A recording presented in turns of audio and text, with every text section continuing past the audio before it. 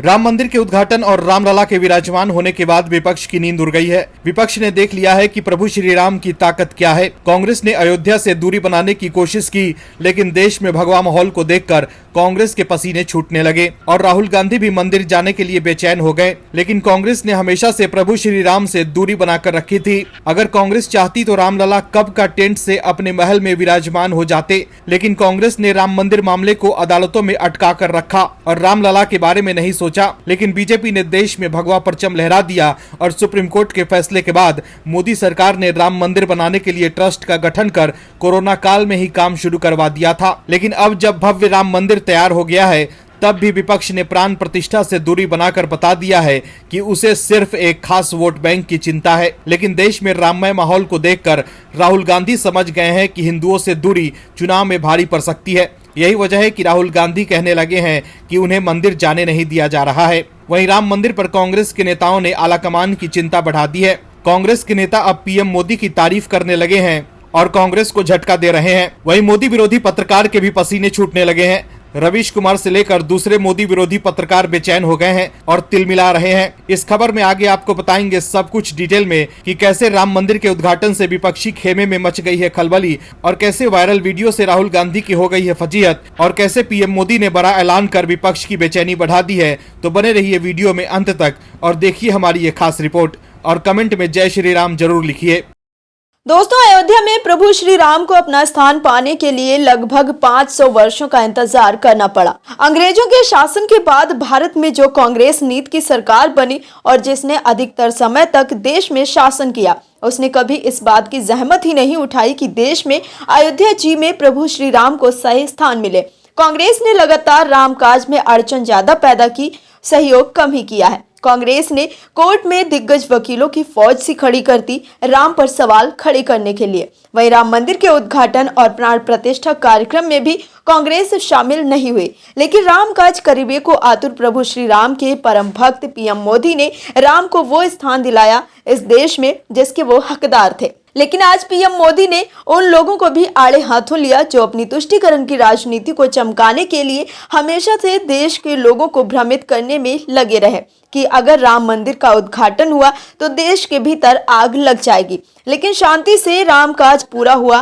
PM Modi ने उन लोगों को आंख तो दिखा ही दी जो लोग विरोध कर रहे थे। वहीं पीएम मोदी ने एक बड़ा ऐलान भी कर दिया जिससे विपक्ष की चिंता और बढ़ गई होगी। विपक्ष सोचने पर मजबूर हो गया होगा कि पीएम मोदी कैसे देश के लिए दिन रात काम करते हैं। अयोध्या में रामलला की प्राण प्रतिष्ठा और पूजा अर्चना करने के बाद प्रधानमंत्री नरेंद्र मोदी ने विपक्ष को एक्सपोज कर दिया। पीएम मोदी ने कहा कि एक समय था जब कुछ लोग कहते थे कि राम मंदिर बना तो आग लग जाएगी।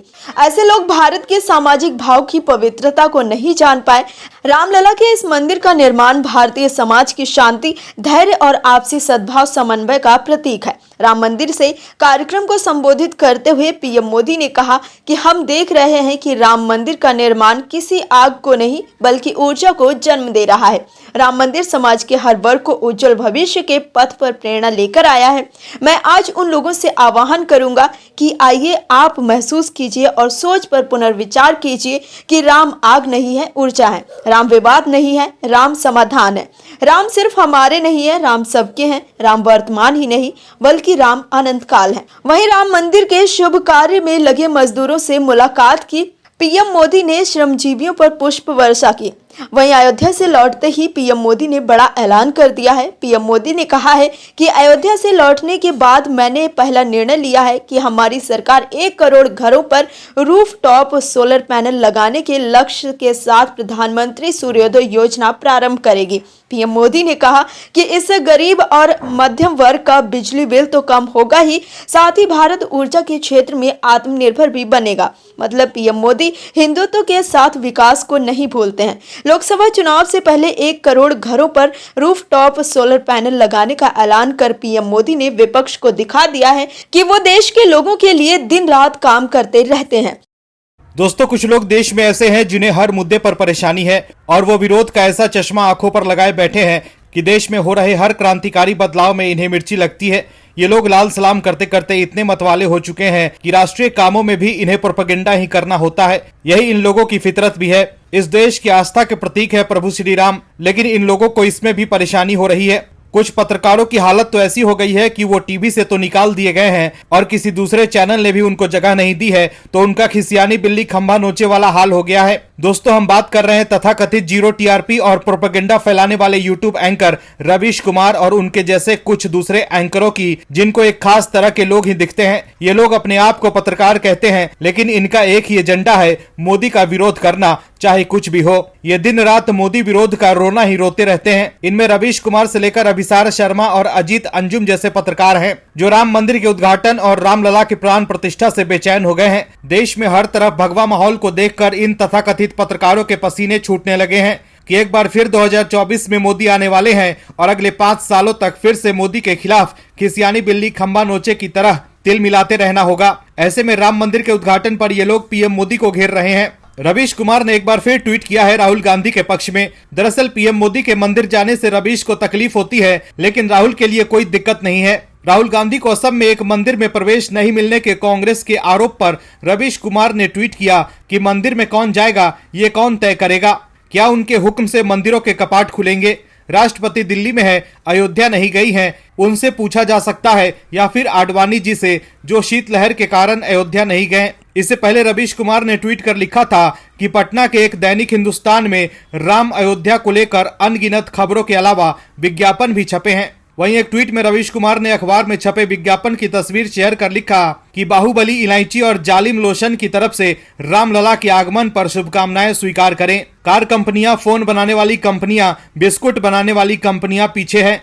दरअसल रवीश कुमार को तकलीफ हो रही है कि हर तरफ रामलला की ही चर्चा क्यों हो रही है, क्यों देश राममय हो चुका है। वहीं रवीश के दूसरे साथी अभिसार शर्मा ने भी वीडियो जारी कर राम मंदिर प्राण प्रतिष्ठा को लेकर पीएम मोदी पर निशाना साधा। खिसियानी बिल्ली खंभा नोचे की तरह अभिसार आज तिल मिलाकर पीएम मोदी को उनका चुनावी वादा याद दिला रहे हैं कि पीएम मोदी ने 2014 में क्या कहा था और रामराज किसे कहते हैं। अभिसार जी, पीएम मोदी को उनके चुनावी वादों पर चुनाव के दौरान घेर लीजिएगा। अभी राम मंदिर के उद्घाटन पर चुनावी मुद्दे उठाकर आप ये प्रमाण दे रहे हैं कि भव्य राम मंदिर बनने से आप खुश नहीं हैं, और आज भी पीएम मोदी को नीचा दिखाकर आप अपने आकाओं को खुश करना चाहते हैं। लेकिन देश के लोग समझ गए हैं कि कौन असली पत्रकार है और कौन एक खास एजेंडे के तहत मोदी का विरोध करते रहते हैं। दोस्तों, राम मंदिर प्राण प्रतिष्ठा कार्यक्रम का समापन हो गया है। पूरा विश्व की नजर रामलला की प्राण प्रतिष्ठा कार्यक्रम पर थी।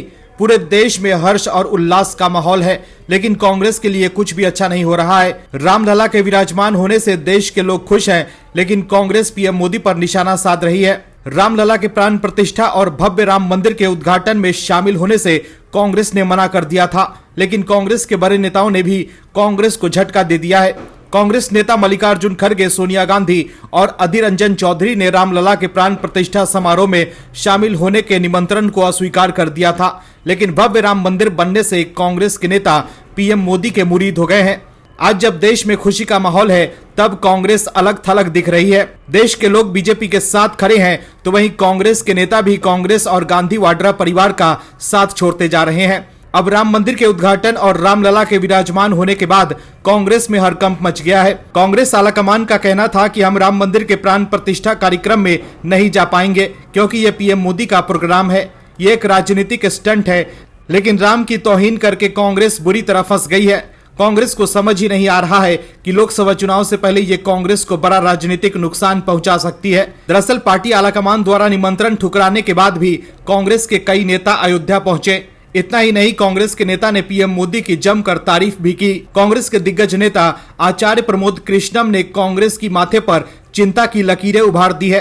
अयोध्या पहुंचकर मीडिया से बातचीत के दौरान कांग्रेस नेता आचार्य प्रमोद कृष्णम ने कहा कि आज सनातन के शासन और राम राज्य के फिर से स्थापित होने का दिन है। सदियों के संघर्ष और हजारों लोगों के बलिदान के बाद ये दिन आया है। आचार्य प्रमोद कृष्णम ने यह भी कहा कि अगर प्रधानमंत्री नरेंद्र मोदी नहीं होते तो ये संभव नहीं होता।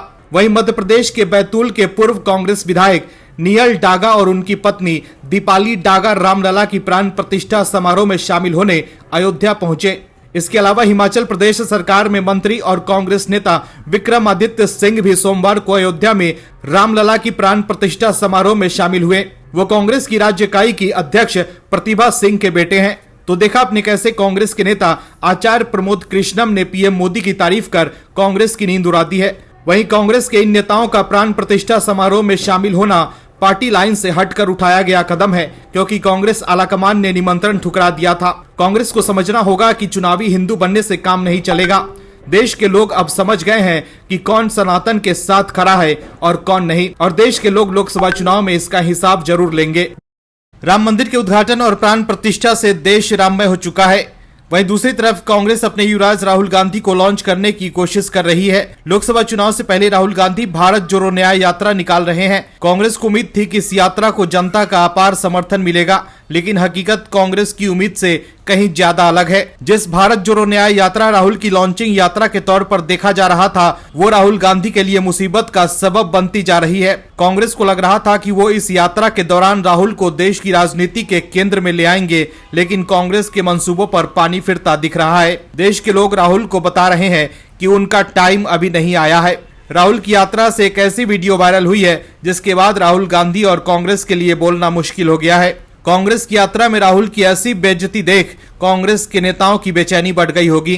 दरअसल कांग्रेस और राहुल गांधी की यात्रा से एक वीडियो वायरल हुई है जिसमें लोग राहुल गांधी की यात्रा में मोदी मोदी और जय श्री राम के नारे लगा रहे हैं। न्यूज एजेंसी एएनआई के मुताबिक राहुल गांधी को बस से निकलकर भीड़ की ओर बढ़ते भी देखा गया, जिसके बाद सुरक्षा कर्मी और पार्टी के कार्यकर्ता राहुल को अनियंत्रित भीड़ से बचाकर वाहन में वापस ले गए। भीड़ में बीजेपी के झंडे लिए लोग भी शामिल थे और वो मोदी मोदी के नारे लगा रहे थे। न्यूज एजेंसी की ओर से जारी किए गए एक वीडियो में राहुल गांधी को भारत जोड़ो यात्रा की बस से उतरकर बीजेपी के झंडे लिए लोगों की भीड़ की ओर बढ़ते देखा जा सकता है। हालांकि जैसे ही राहुल बस से उतरे, उनके सुरक्षा कर्मी और पार्टी कार्यकर्ता वापस बस के अंदर ले गए। वहीं राहुल गांधी ने एक्स पर एक वीडियो पोस्ट किया है जिसमें कुछ लोग सड़कों पर हाथों में बीजेपी का झंडा लिए खड़े नजर आ रहे हैं। जैसे ही राहुल गांधी उन लोगों के पास पहुंचे, तभी वहां खड़े लोगों ने जय श्री राम और मोदी मोदी के नारे लगाने शुरू कर दिए। उन लोगों के हाथों में तिरंगा झंडा और भगवा झंडा भी था। इसके बाद बस ड्राइवर वहां धीरे धीरे ड्राइव करने लगा, जिसके बाद राहुल गांधी ने ड्राइवर से कहा कि बस रोकिए। जैसे ही बस रुकी, राहुल गांधी बस से निकलकर उस भीड़ में घुसने लगे, लेकिन तभी सुरक्षा बलों ने उन्हें वापस बस में बैठाया। वहीं नागांव पहुंचकर राहुल गांधी ने पीएम मोदी और असम के मुख्यमंत्री हेमंत बिस्व शर्मा पर निशाना साधा। राहुल ने कहा कि यहां से 2-3 किलोमीटर पहले 20-25 बीजेपी कार्यकर्ता झंडा लेकर हमारी बस के सामने आ गए और जब मैं बस से बाहर आया तो वो भाग गए। उन्हें लगता है कि कांग्रेस बीजेपी और आरएसएस से डर गई है। वो सपना देख रहे हैं। वो जितने चाहे उतने पोस्टर फाड़े, हमें कोई फर्क नहीं पड़ता। हम किसी से नहीं डरते। हम ना तो पीएम मोदी से डरते हैं और ना ही यहाँ के मुख्यमंत्री से डरते हैं। कांग्रेस नेता राहुल गांधी ने कहा कि असम में हम किसानों की बात सुनते हैं, बेरोजगार युवाओं की बात सुनते हैं और लास्ट में अपनी बात रखते हैं। असम के लोगों ने, यहाँ के किसानों ने, यहाँ के माताओं ने मुझे प्यार दिया है। इसे मैं जीवन भर नहीं भूल सकता। गांधी परिवार को लगता है कि वो जो कह देंगे वही होगा इस देश में, लेकिन माहौल अब पूरी तरह से बदल चुका है। अब वही होता है जो पीएम मोदी चाहते हैं और उनके राष्ट्रवाद के आगे कांग्रेस के सभी एजेंडा फेल है। Bureau report OMH news. और भी वीडियोस देखने के लिए चैनल को सब्सक्राइब करें और बेल आइकन को दबाएं।